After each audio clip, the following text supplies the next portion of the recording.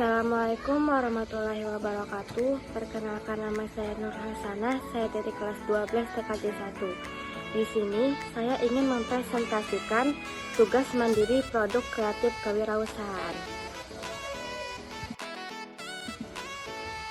Menurut ISO 8402, Quality Vocabulary mendefinisikan manajemen kualitas dapat diimplementasikan pada apa saja. Berikan penjelasannya. ISO 8402 Quality Vocabulary mendefinisikan manajemen kualitas sebagai semua aktivitas dari fungsi manajemen secara keseluruhan yang menentukan kebijaksanaan kualitas, tujuan-tujuan, dan tanggung jawab, serta mengimplementasikannya melalui alat-alat diantaranya perencanaan kualitas, quality planning, pengendalian kualitas, quality control, jaminan kualitas, quality assurance, dan peningkatan kualitas, quality improvement.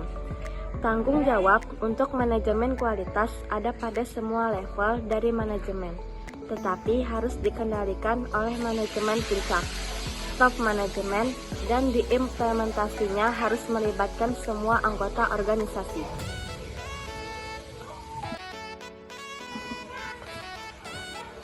Aktivitas untuk melakukan penilaian terhadap proses pelaksanaan dari semua aktivitas untuk mencapai tujuan yang telah ditentukan disebut juga dengan controlling.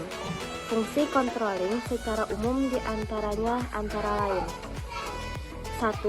Menjaga semua aktivitas perusahaan atau organisasi selalu dalam track yang benar, secara terus-menerus melakukan improvisasi terhadap proses yang dijalankan. 2. Mengetahui dan menemukan kesalahan atau kelemahan sejak dini, sehingga bisa segera melakukan tindakan perbaikan.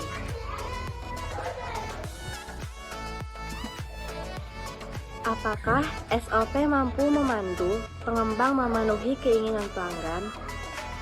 Ya, karena SOP dibuat sebagai breakdown customer request, yang apabila SOP telah dibakukan akan memperoleh kepastian produk dan terhindar dari kesalahan. Pekerja akan tenang melakukan tugasnya karena apa yang ada dalam SOP menguraikan step-step proses. SOP juga membuat kriteria good no good material yang prosesnya terdapat jika menjumpai abnormalitas. Bagaimana korelasi SOP membantu perusahaan mencapai target sesuai dengan misi perusahaan? Setiap organisasi memiliki target terbaik yang harus diraih sesuai dengan misi, visi, karakter, serta budaya organisasi bisnis. SOP akan membumikan ke semua hal di atas menjadi sebuah panduan realistis menuju tercapainya target. Bayangkan, seandainya sebuah bisnis tak memiliki cara baku mencapai target. Setiap orang, setiap seleksi, bahkan setiap departemen akan mempunyai bermacam cara untuk meraih target. Betapa kacau kondisi dan rumitnya suasana yang berdampak buruk bagi bisnis kita. SOP akan menyelesaikan semua perbedaan dengan memberikan solusi tunggal cara mencapai target. Keseragaman akan mengakselerasi pencapaian target dengan fokus hanya pada satu cara dan satu kerja. Apakah keuntungan wirausaha bila memiliki SOP dalam bisnisnya dibanding dengan yang tidak memilikinya? SOP dibuat sebagai panduan dan sudah seharusnya bisa diterima oleh semua kalangan. Standar SOP mempunyai manfaat yang jelas dan lugas. Ada beberapa keuntungan yang akan diraih oleh perusahaan apabila perusahaan tersebut menerapkan SOP di dalam operasional. Berikut ini adalah beberapa di antaranya. Yang pertama, SOP adalah bagian dari integral dari suatu sistem mutu.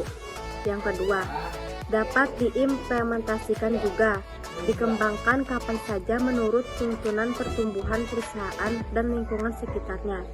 Yang ketiga, dapat digunakan bagian dari suatu program pelaihan pegawai dalam sebuah organisasi perusahaan. Yang keempat, adanya kejelasan pekerjaan dan tanggung jawab setiap pegawai, juga divisi dari organisasi. Siapa melakukan apa yang dilakukan, kapan dilakukan, dan kepada siapa hal itu akan dilaporkan. Dan yang terakhir, dapat lebih mudah untuk mengukur tingkat pertumbuhan kinerja dari organisasi. Sekian presentasi dari saya. Kalau ada salah kata saya mohon maaf. Wassalamualaikum warahmatullahi wabarakatuh.